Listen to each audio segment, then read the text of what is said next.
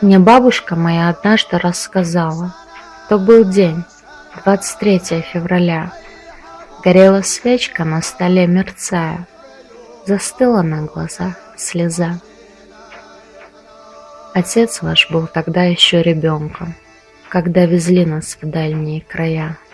Народный плач в горах отдался эхом, стонала подо мной войнахская земля.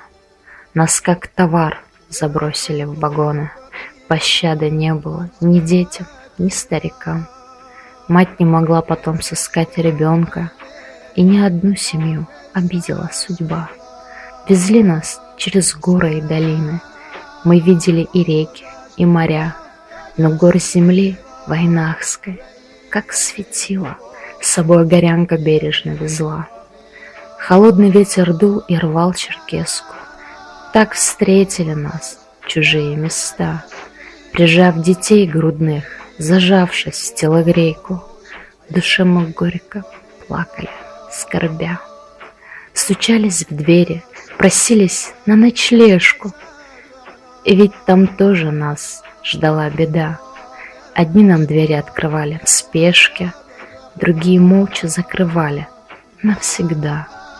В те дни суровые мы многих потеряли от голода, от холода и зла.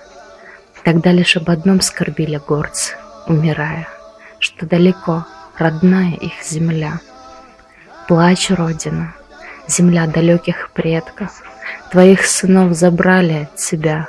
Плачь, милая моя, что очаг предков погас надолго в саклях и домах. А что потом?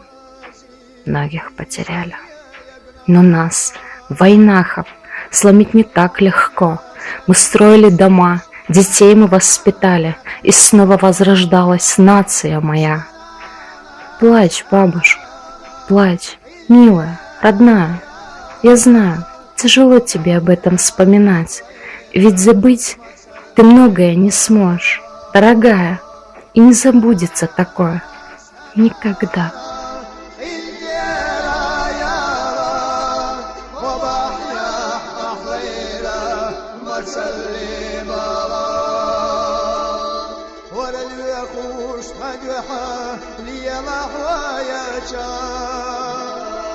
Ay kara sarıyorlar hep